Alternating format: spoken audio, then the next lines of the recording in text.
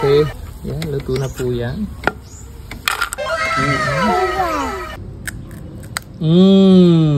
Grabe ka crispy. Ito, masarap pang merienda.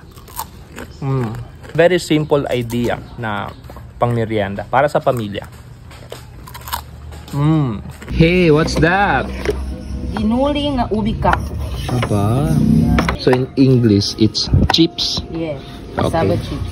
Okay, so ito yung natira, no, kahapon doon sa ating bayo-bayo na kasaba. At syempre, si Mrs. ay creative, innovative. Gagawin niya ngayong cassava chips. So siguro ito na yung pinakamahabang video. Pinakamatagal pala rather. Na isushoot natin. Kasi for that, para magawa talagang chips, ilang araw? Kasi hindi masyadong ang weather, mga 3 days. 3 days, so kasi ida-dry pa siya, di ba? Tapos okay. Medyo umuulan-ulan ngayon. Yun, matatagalan tayo. So 3 days po itong process nitong cassava chips, no? So right now, yan, ini-slice siya into that pieces. Yan, pahaba at maninipis. Para hindi masira. Halimbawa, kahapon, pagkagabi, hugasan mo siya nang hindi hinahawakan, yung inaano lang siya. Pinapadaan lang yung water para hindi mapanis. Then open lang siya, takpan lang na sa taas para hindi siya pamahayan ng insekto. Okay. So sige, ito, tuloy lang ni Auntie Kagi nyo yung paggawa. Napakasimple lang naman ito, no? Medyo matagal lang, kaya kailangan ng tiyaga, no? Kailangan niyang patience, pagmamahal. Okay? So after that, isa sun dry, tapos saka po siya ipiprito.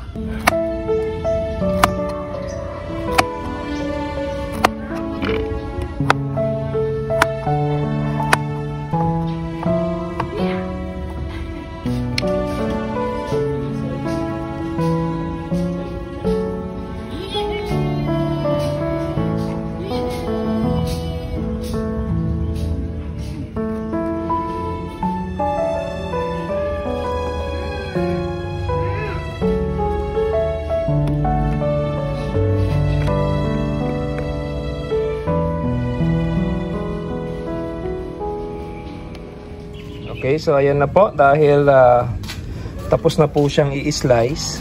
Yun, ilalagay po siya sa bilao ng ganyan.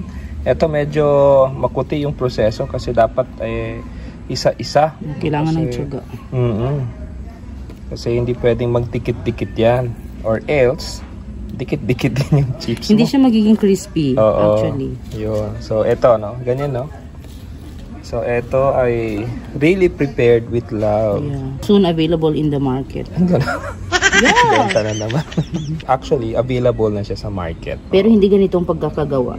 Yung sa kanila is fresh siya, i-grate. Tapos diretso fry. Yung atin hindi. At mas masarap yung ganito. Really? Yeah. Masubukan nga yan. Okay. Sige. Ito ay ready na for sun drying. Yun. Pero ang challenge ngayon ay dahil maulan, baka abutin tayo ng 1 linggo nito. Pero sige lang. So yan, ibibilad na lang po yan, then naantay nating ma-dry, then fry. Okay. Yan, tuyo na siya. Kasi mainit ang panahon kanina. So pwede na ito bukas. So after 25 years, maluluto na po natin ang ating cassava chips, no? So eto na lang, konti na lang kasi kinakain ni Arwa ng hilaw. So medyo natagalan kasi maulan nga ngayon. So minsan nauulanan, no? Pag nasa labas kami. Kaya eto nga, inabot na siya ng 1 week.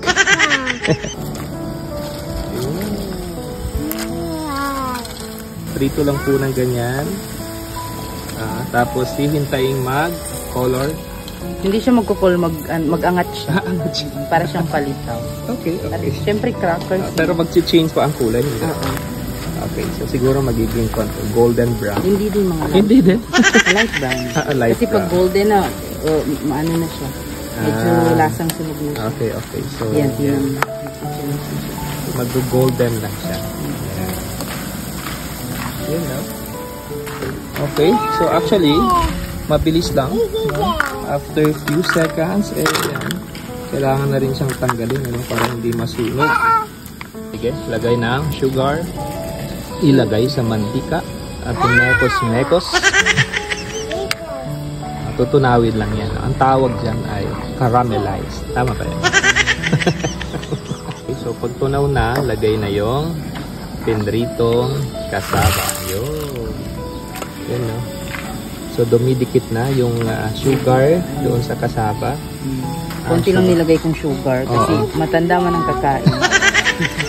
Sino yan? Ito? Ikaw kakain? Okay. Yan, luto na po yan.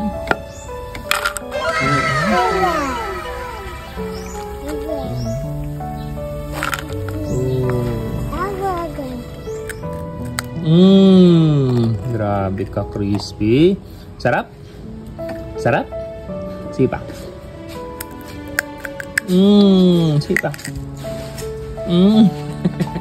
Bismillah. Very crispy. Ito, masarap pang merienda. Very simple idea, no, na pang merienda para sa pamilya. Sarap? Bye-bye ka, bye-bye. Bye-bye.